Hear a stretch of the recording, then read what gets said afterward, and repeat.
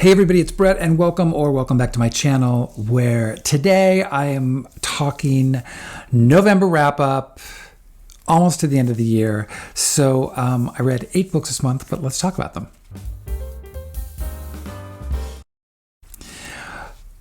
So I thought I was going to be on so many times before this time to do a variety of other things, but between the holidays and work, it's just been so crazy. So I am happy to be here today. I am trying to get stuff together for my fourth quarter faves, but also some of my favorites of the year before I reveal my best of the year. All of my interviews for Behind the Stack are finished for this year, so I will be back in January with new interviews. So for those of you who have watched those or listened to those on a podcast of your choice, thank you for listening or watching. So, all right, now 8 books. Pretty good month overall, some really interesting things. I was actually really glad that I even got through 8 books because 2 of them were so huge that they took up a lot of time. But both of them, well, one of them was probably my favorite book of the month, and the other one I really liked a lot as well. So anyway, enough said. I'm going to talk about one of those big honkers first, which was my favorite of the month. Joe Hill, King of Sorrow. I think I was on here before and I talked about it a little bit and just how big it was. And yes, it is a big freaking book, but it is fantastic about a group of friends who follows them over 40 years, who trying to truncate this for you, so my explanation isn't as long as the book itself, make a pact with a dragon.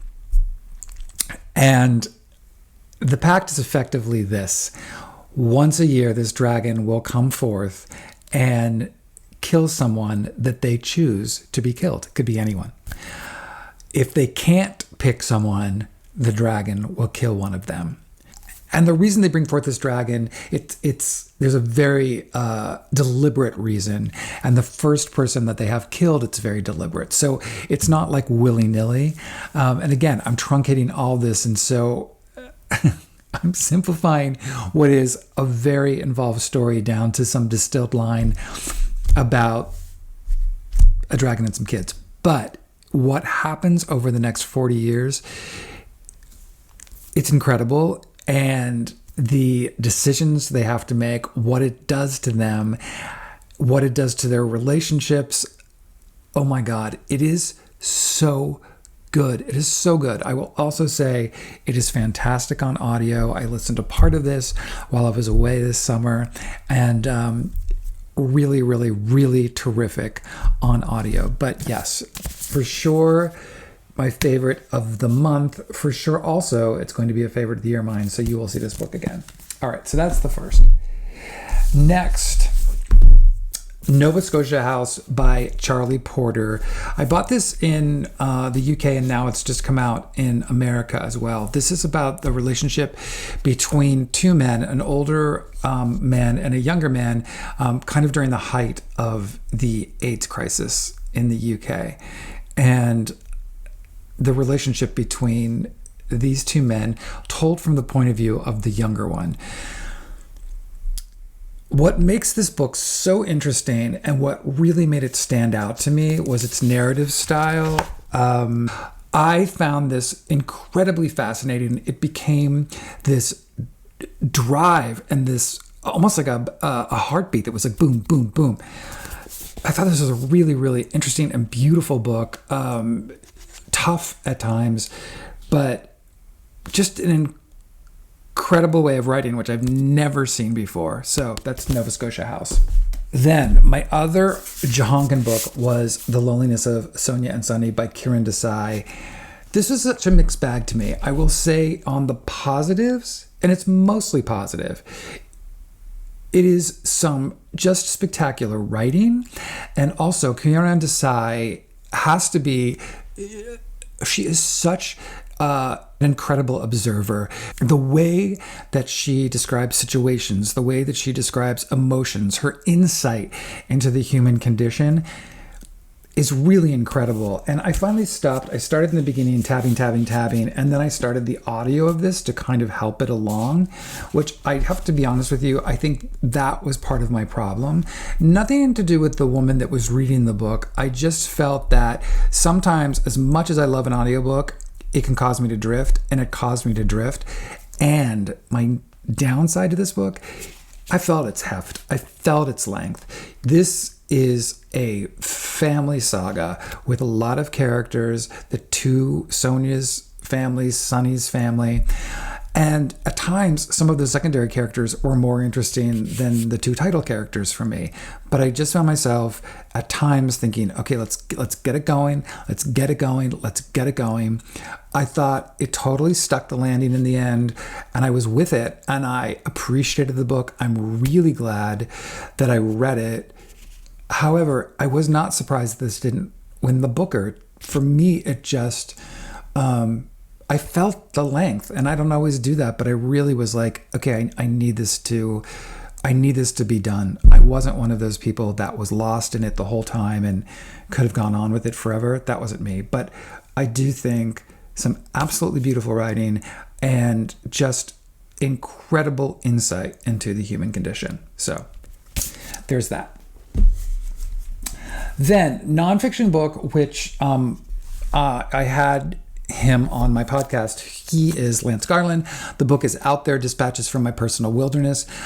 Lance is the first openly gay firefighter in the Seattle Fire Department, which again, I at first was like, all right, how many firemen are actually in the Seattle Fire Department? Well, there's over 1,000, which I was baffled by. Really astounded that there were that many. So, but it's not just that. It's more about growing up in a very conservative home, leaving home, starting to train as a Navy SEAL and going through that program, which is insane, as you could imagine, while also dealing with the realization that he's gay. Why someone who is gay would put themselves in the Navy SEALs, which was like to be surrounded by a bajillion hot men all the time. Well, that's a question I asked him on the podcast, and if you want to know the answer, you can watch it. But I really, he's such a great guy. You really root for him. And honestly, I got to it and I thought to myself, you are truly through and through a noble and good person, and the way he wants to live his life in terms of helping people is so incredible that I just really responded to him and the book. So there was that. Then The Director by Daniyal Kehlmann. This is a nonfiction book about G.W. Pabst, a silent film director a real life director who goes to America thinking he's going to strike it rich in the movies, and no one seems to really care about who he is. And, even with the aid of Greta Garbo, who's an actress who's used and is a friend of his, he just effectively can't get arrested. So his mother gets sick and he goes back to Austria to take care of her. At the same time, Hitler's ascension is happening, and the Minister of Propaganda reaches out to him to say, we want to use you effectively for propaganda films. So it's what happens. It is so good. This is one of the most overlooked books of 2025, I will tell you. The narrative shifts between Pabst, his wife, his son, who gets involved with the Nazi youth, and many of the people in the film business, all of these various characters around it. It is fantastic. It reads almost like a thriller at times, but truly, truly, truly a fantastic book. Would highly recommend this, and by far one of my favorites this month. Then, trying to finish out the Booker list, I read The Rest of Our Lives.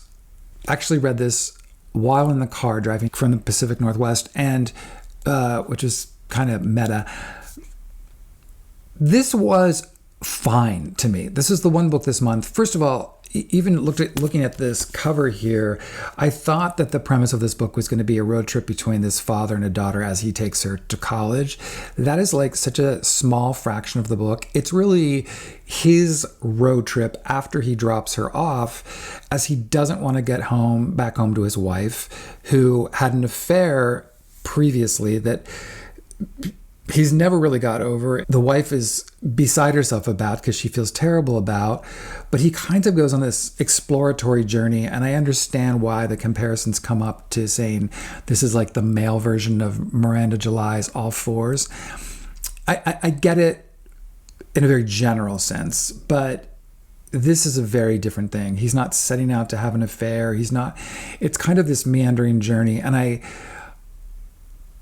I felt like this should have really hit home for me. I felt like I'm in even the age bracket of this guy, but I just kind of had to remove from it. I didn't not like it, but I didn't like it either. It just was kind of there. And I almost said I'm glad I read it, but not really. I'm glad I accomplished that part of the Booker Prize. How's that? But I wouldn't necessarily say to people, you've got to get this, because it just was whatever to me. Then Sam Wachman's The Sunflower Boys. I just finished this yesterday, and it is so good. It is a coming-of-age novel about a young boy in the Ukraine who lives with his mother and his younger brother. His father, he's over in America trying to get money to send over to his family, and he's been there for a while. Well, it's almost frankly like a subplot that the boy is gay. He knows he's gay, and his best friend, he also thinks he might be gay, and he's desperately falling in love with his best friend. And then the Russians invade Ukraine, and what happens? And it becomes this incredibly heartbreaking war novel. It's a little weird. It's strange sometimes reading a book about something that's actually still going on, that's fiction, that's still existing and currently happening. And this is so obvious, but it makes it so resonant, and it makes it feel so, even though you're watching videos, and we've seen videos of, bomb strikes and buildings blown out, but this was just, it really kind of hit me hard. And I really loved it. There is a little bit of the book towards the end that I felt like there were certain things that happened that felt a little convenient to me. And I'm not going to spoil it and say what those things were, but those were really small quibbles for what is an incredibly, incredibly powerful debut. That's definitely worth checking out, but a really, really, really beautiful book. The last book that I read is a 2026 release that's coming out in January that's already gotten starred reviews from Kirkus and Publishers Weekly.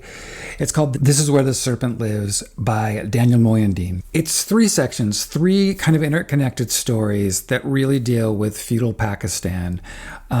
You are dealing with farmers and landowners and gangsters, servants. It's epic, but also extremely intimate. What was so brilliant about this book is each story sucks you immediately in, and you're so with that character and kind of their journey and what they're going through. And then it shifts to the next, and you're effectively starting all over again. But every single story is fantastic. I was absolutely riveted by this. Stories of ambition and hope and loyalty and betrayal and love. It is great. And I expect this is going to probably be one of the buzz books of 2026, and probably something that is going to amass some awards when award season comes around again. So definitely add this one to your TBR if you're a lit person, because this is one you're not going to want to miss.